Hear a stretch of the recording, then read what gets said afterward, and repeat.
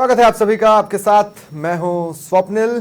तो महाभारत 2024 के रण में मरुधरा का जो मोर्चा है, 2 चरणों के साथ यहां पर मतदान संपन्न हो गए। इसको कहा जा सकता है कि मरुधरा में फाइट कंप्लीट हो गई है, लेकिन फाइट का जो नतीजा है वो जून के महीने में सामने आना है। लेकिन पहले चरण में जिस तरह का मतदान रहा, उसने सभी सियासी पंडितों को, खुद मतदाताओं को भी और राजनीतिक दलों को अंदर तक हिलाकर रख दिया। दूसरे चरण में स्थिति सुधरी, लेकिन पिछले बार यानी 2019 के चुनावों के पास तक पहुंचते पहुंचते ये आंकड़ा थम सा गया। मतलब किसी तरह का नया रिकॉर्ड नहीं बन पाया। अब जब हिस्ट्री नहीं बनी है तो इसमें क्या मिस्ट्री छुपी है? क्या कोई लहर थी? अगर थी तो वो कौन सी थी, और नहीं तो क्यों नहीं? इसी तरह के सवालों के जवाब खोजने की कोशिश करेंगे। मेरे तमाम सहयोगी मेरे साथ जुड़ेंगे, जिनसे हम बातचीत करेंगे। ग्राउंड पर, चप्पे चप्पे पर इनकी निगाह रही है और हर एक ऊंट की करवट को इन्होंने बेहद करीब से देखा है, मतदान के दौरान, उससे पहले और उसके बाद, अब भी। सहयोगी रवि विश्नोई बीकानेर से इस वक्त मेरे साथ जुड़ रहे हैं। रवि, आपके संभाग में ऐसे बहुत से मुद्दे थे, हॉट मुद्दे थे। अगर एंटी इनकम्बेंसी होती तो आंकड़ों के तौर पर सामने आते, नहीं होती तो आंकड़ों के तौर पर सामने आते। इसलिए बेसिक सवाल सबसे पहला जो मेरा है वो ये है कि क्या कोई लहर थी? 14 और 19 में तो थी, क्या 24 में कोई लहर नहीं थी?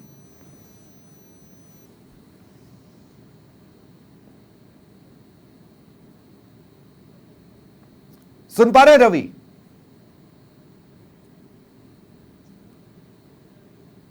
रवि तक मेरी आवाज नहीं जा रही है। रवि, आप म्यूट पर हैं। आप म्यूट हटा लेंगे तो हम भी सुन पाएंगे। नहीं। रवि, मेरी आवाज मिल रही है? आप म्यूट पर हैं, हटा लें।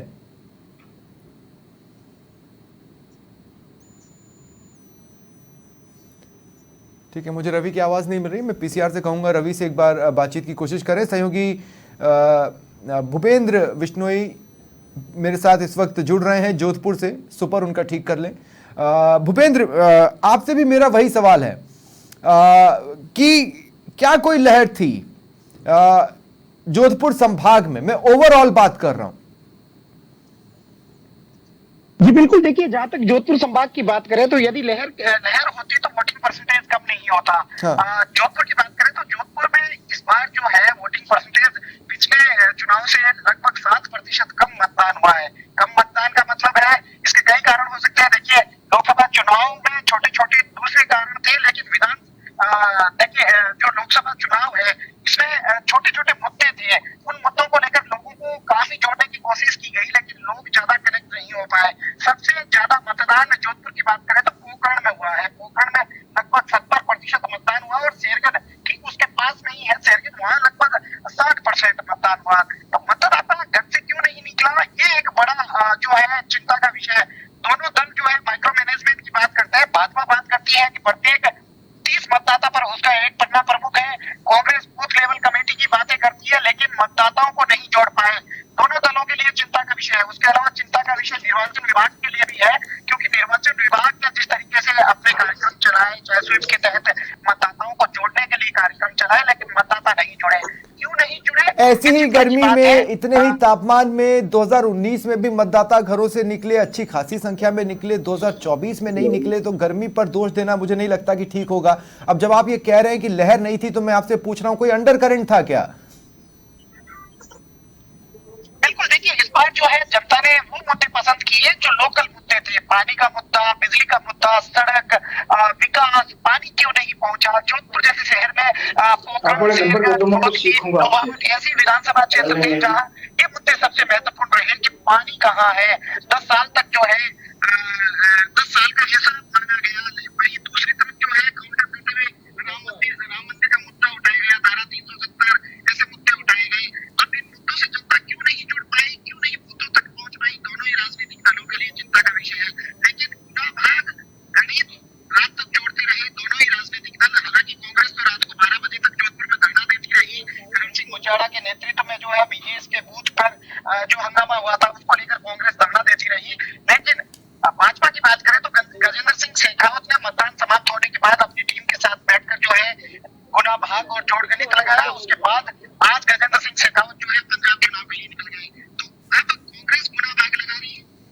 मतदान कम हुआ है, तो कांग्रेस अपनी तरफ जो है कुछ ना कुछ पॉजिटिव सोच कर बैठी है कि कांग्रेस के लिए पॉजिटिव है। ठीक है जी स्वप्निल। भूपेंद्र, आगे मैं आपके पास आऊंगा। रवि बिश्नोई से मैं बातचीत की कोशिश करता हूं। रवि, अगर देखिए, मैं जो कह रहा था वो ये कि क्या कुछ नहीं था बीकानेर संभाग में, ऐसा हर मुद्दा जिसकी वजह से लोगों को बढ़ चढ़कर बाहर निकलना था, हर एक वो मुद्दा जो लोगों के जीवन को सुबह से शाम तक, शाम से रात तक, रात से फिर सुबह तक चीज़ों को छू रहा था, लेकिन इसके बावजूद भी वो उत्साह नजर नहीं आया। तो मेरा बेसिक सवाल तो वही है कि क्या कोई लहर या अंडर करंट था, अगर था तो किस तरह का था, नहीं था तो फिर क्या था? देखिए स्वप्निल, यक्ष प्रश्न है आपका ये, इसको अभी तक भी ढूंढ रहे हैं। हमारे प्रथम चरण में मतदान हुए थे, न केवल मतदाता, राजनीतिक पंडित, बल्कि पॉलिटिकल जो प्रत्याशी थे वो भी इस बात को खोजने का प्रयास कर रहे थे कि जो मतदान हुआ वो किसके पक्ष में गया। देखिए, ये तो तय है कि इस बार कोई लहर नहीं थी। लहर होती तो पिछली बार 3 लाख से ज्यादा वोटों से जीतने वाले अर्जुन राम मेघवाल इस बार थोड़े से बुझे बुझे से नहीं रहते, और वो लगातार अपने साथियों से, खासतौर से पत्रकार मित्रों से ये सवाल नहीं करते कि किस इलाके में कितना मैं आगे हूं या पीछे हूं, जीत जाएंगे नहीं जीत जाएंगे, क्या कैसा रहा। तो मतलब उससे ये समझ में आता है कि इस बार लहर तो नहीं थी। दूसरी तरफ देखिए, इंडिया गठबंधन के कांग्रेस के जो यहाँ प्रत्याशी थे गोविंद राम मेघवाल, उन्होंने भी कमोबेश ऐसी स्थिति पैदा यहाँ नहीं की कि वो एक तरफा जीत रहे हैं या उनके प्रति किसी तरह से अंडर करंट यहाँ पर देखा गया है। मामला फिलहाल असमंजस्य का बीकानेर में बना हुआ है, इसलिए हम दोनों ही बातें से इनकार कर सकते हैं कि ना तो यहाँ मोदी लहर थी और ना ही यहाँ पर कोई अंडर करंट था। हालांकि लोग बाग इस बार मतदान करने के प्रति उतने जागरूक भी नजर नहीं आए। तो ये क्या वजह हो सकती है, उसका सीधा सिंपल सा कारण ये होता है स्वप्निल जी कि अगर हो सकता है बोर हो गए हो इन चीजों से। पिछले 15 साल से बीकानेर में भाजपा का राज था, सांसद अर्जुन राम मेघवाल चुनकर आ रहे थे, उन्होंने बीकानेर का नाम लोकसभा, नहीं, ये बोर वाला पॉइंट तो मैं क्रॉस कर सकता हूँ। बोर वाला पॉइंट आपने खुद हो सकता है बोला है, लेकिन मैं आपको ये बता रहा हूँ कि फर्स्ट टाइम वोटर क्यों बोर होगा। वो तो 18-19 साल का है। फर्स्ट टाइम वोटर्स का टोटल हम ये देखते हैं, पहले चरण में जब आप आए थे लगभग 55.10% फर्स्ट टाइम वोटर्स ने मतदान किया। तो मुझे लगता है कि उत्साह नहीं था। लेकिन मैं आपसे एक बात जानना चाहता हूं कि सत्ता तो छोड़िए, विपक्ष के लिए भी कुछ नहीं था। मतलब ऐसा लग रहा था कि लोग सत्ता को भी नकारना चाह रहे हैं, विपक्ष को भी नकारना चाह रहे हैं। करना क्या चाह रहे हैं? इस बात में कोई दोहराए नहीं है। देखिए, बहुत सी चीजें हैं इस बात में, आप समझने का प्रयास करेंगे। महंगाई बढ़ रही है, बेरोजगारी बढ़ रही है, कुछ नया लोगों के लिए नहीं हो पा रहा है। पेट्रोल, मेरा जो संभाग है वो श्रीगंगानगर, हनुमानगढ़, अनूपगढ़ और बीकानेर एग्रीकल्चर बेस्ड है। बहुत सारी यहाँ पर जो किसानों के लिए कल कारखाने नहीं है, बल्कि वो खेती से अपना जुगाड़ चलाते हैं। और कितने लंबे वक्त से यहाँ आंदोलन होते आ रहे हैं। आप श्रीगंगानगर को देखिए, हनुमानगढ़ को देखिए, यहाँ के किसान उतावले रहते हैं किसान आंदोलन में जाने के लिए। अब वो क्यों उतावले रहते हैं? वजह सीधी सिंपल सी है। आज चुनाव चल रहे हैं, सेकंड चरण का मतदान हो चुका है। सरसों के लिए अभी तक यहाँ पर सरसों खरीद केंद्र नहीं खुले हैं। तो लोग बाग जो है ये इस बात को इस बार ऐसा नहीं कि इस बार बोल रहे हैं, वो लगातार बोलते हुए आ रहे हैं। फिर भी लेट लतीफी का आलम ये है कि सरसों खरीद के केंद्र नहीं खुले।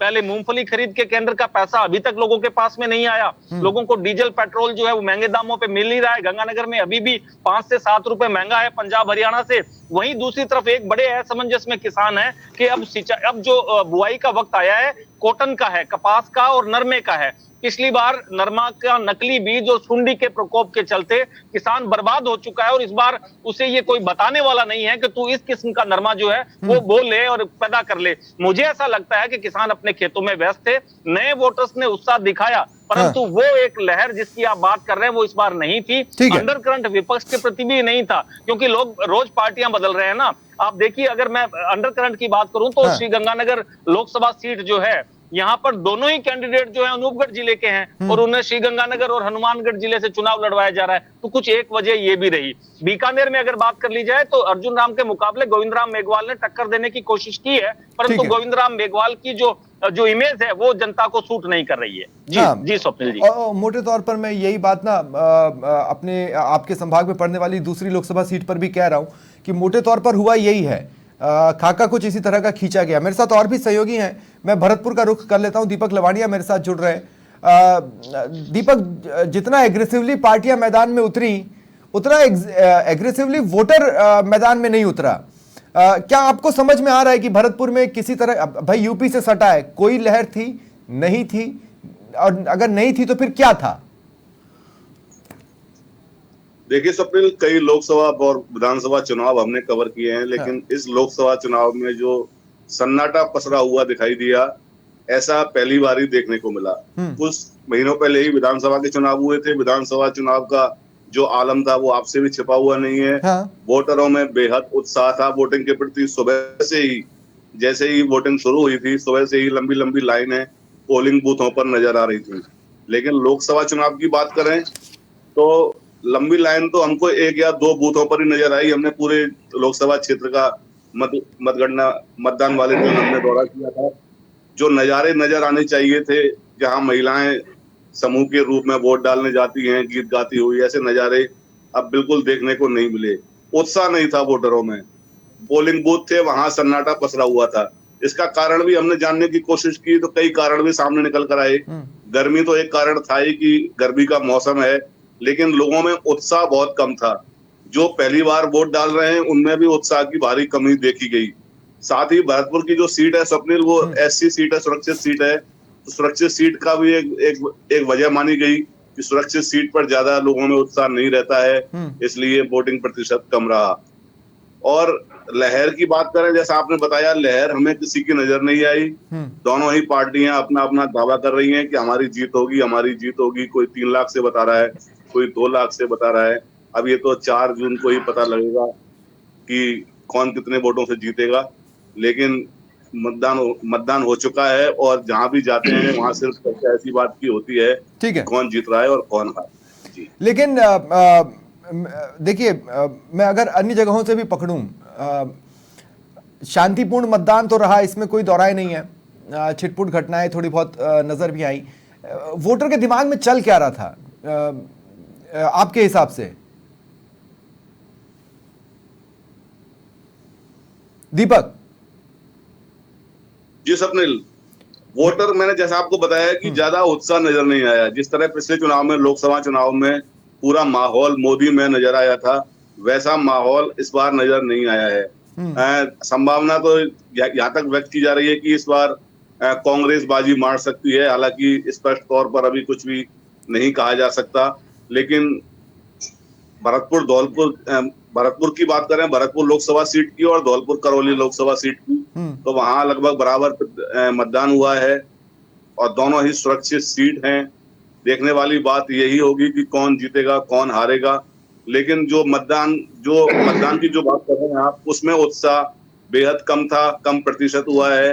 क्या वजह रही है? इसमें गर्मी भी है, सुरक्षित सीट भी है, शादियों का सीजन चल रहा था, वो भी एक वजह मानी जा रही है। शादियां ब्याह बहुत थे, इसलिए हालांकि अबूझ सावे के दौरान विधानसभा चुनाव हुए हैं और वहां पर स्थितियां ठीक ठाक रहीं, पर ये इसमें सावा तो था पर चीजें अबूझ रह गईं। दीपक, मैं रमेश शर्मा, हमारे सीकर संभाग के प्रभारी हैं।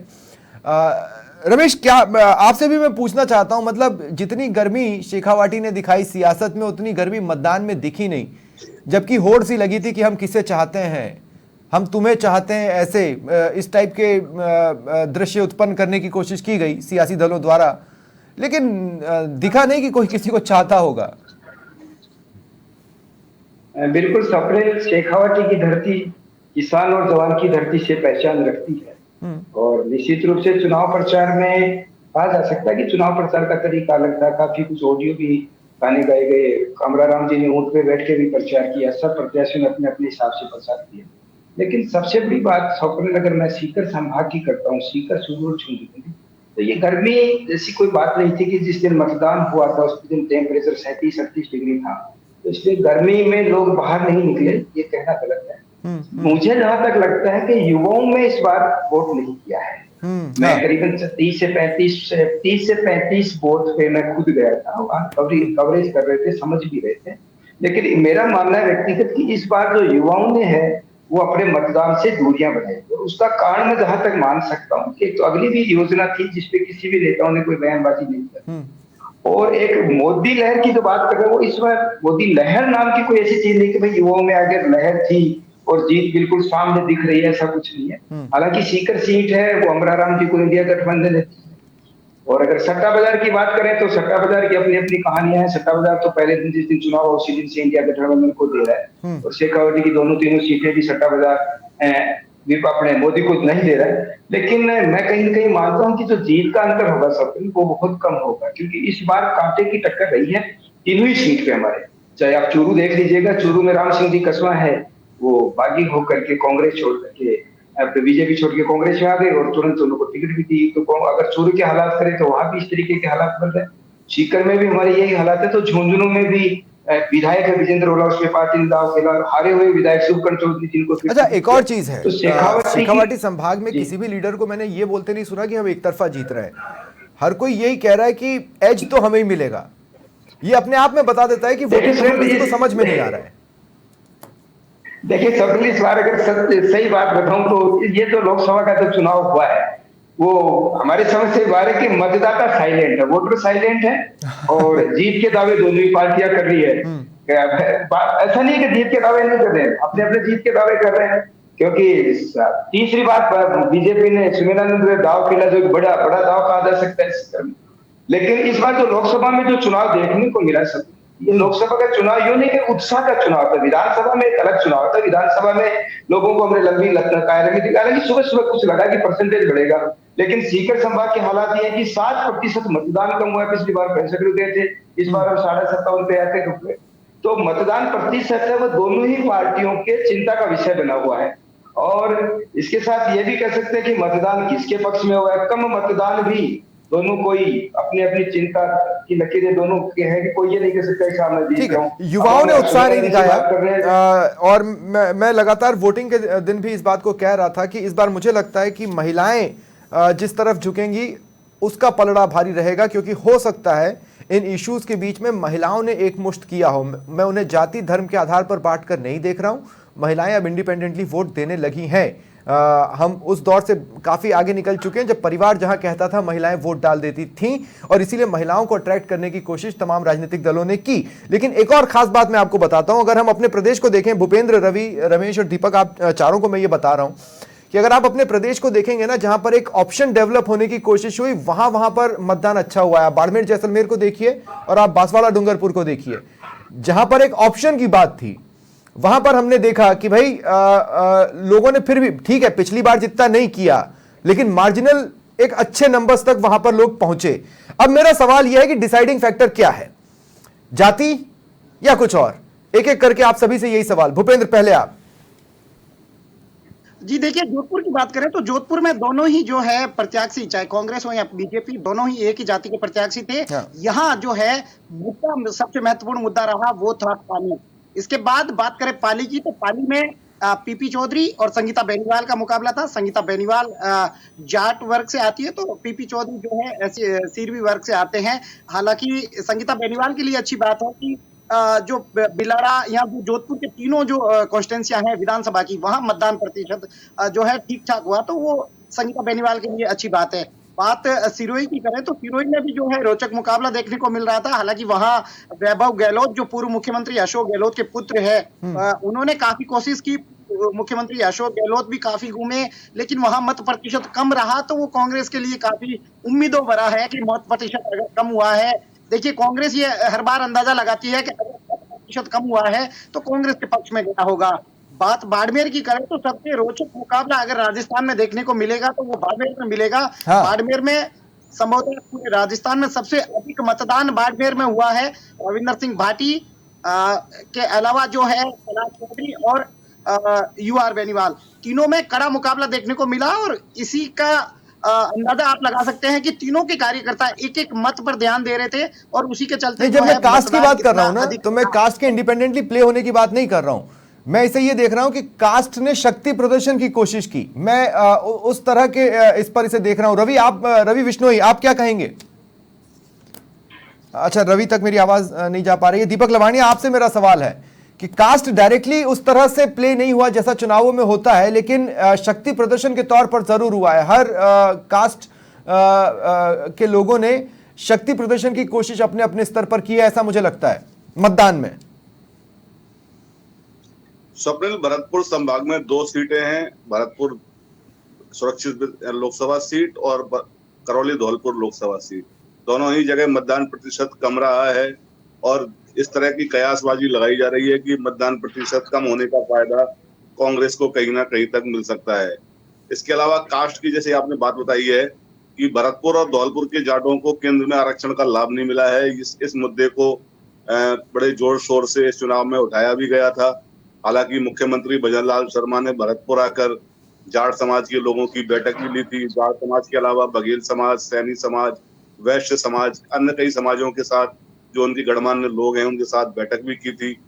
लेकिन जाटों में कहीं ना कहीं विरोध देखने को मिला है भाजपा के प्रति, क्योंकि उनको आरक्षण का जो लाभ है वो नहीं मिल पाया है। तो ये तो अब आने वाला समय बताएगा कि कौन जीतेगा कौन हारेगा, लेकिन इन दोनों सीटों पर भाजपा और कांग्रेस में बिल्कुल कांटे का मुकाबला है। कोई भी जीत सकता है और कोई भी हार सकता है। ठीक है। और रमेश, आपसे भी मैं पूछूं कि आप देखिए किस तरह से लोगों को लुभाने की कोशिश की गई। आप देखिए बीजेपी की ओर से एक बड़ी जनसभा चूरू में होती है, प्रधानमंत्री मोदी आते हैं, देवेंद्र झाझड़िया की तारीफ करके जाते हैं, लेकिन राहुल कसवा के आरोपों का जवाब नहीं देते हैं। इधर देवेंद्र झाझड़िया भी बहुत ज़्यादा एक्साइटेड उस दिन नज़र आते हैं, लेकिन मतदान के बाद से उतने एक्साइटेड नज़र नहीं आते हैं। मुझे यही लगता है कि ये शक्ति प्रदर्शन या तो कास्ट पॉकेट्स में है या फेस पॉकेट्स में है। स्वप्निल, सीकर संभाग की अगर बात करें तो चूरू से भी दोनों सीट है वो जाट समुदाय को है, क्यों चाहे राम सिंह कसवा देख लीजिए या देवेंद्र झाझड़िया। झुंझुनू में विजेंद्र होला और शुभकर्ण चौधरी, सीकर में भी अमराराम और स्वामी सुमेंद्र। तो हमारे यहाँ सीकर में जो है, कांग्रेस हो या चाहे बीजेपी, दोनों ही पार्टियों ने जाट समुदाय को टिकट दी है। तो जहां तक बात करें कि उत्साह को लेकर के, तो ये तो तय भाई हो गया कि भाई जाट समुदाय में तीनों सीटें जाट समुदाय को मिली है। यहाँ ना तो महिला कोई उम्मीदवार है, ना कोई अल्पसंख्यक समुदाय से है। अब जहां तक बात करें कि जीत और हार की या मोदी फैक्टर को लेकर के, साहब मोदी जी ने चूरू में सभा की थी, उसका ज्यादा प्रभाव नहीं। तो देखिए स्वप्निल, मैं ये कह सकता हूँ कि हमारी तीनों सीट, मैं अभी भी कह रहा हूँ आपको बैठ के स्टूडियो में, कि तीनों सीटों में जीत हार का जो अंतर रहेगा स्वप्निल, बहुत मार्जिन का रहेगा, बहुत कम का रहेगा, लाखों का नहीं रहेगा। चाहे आप चूरू को देख लीजिएगा, चाहे झुंझुनू को देख लीजिएगा और चाहे सीकर को देखिएगा, तीनों सीटों पे जीत और जो हार का अंतर होगा इस बार बहुत कम रहेगा। बहुत बहुत शुक्रिया आप सभी का मेरे साथ जुड़ने के लिए और इस चर्चा में शामिल होने के लिए। ये था आज का पंचतंत्र। नमस्कार।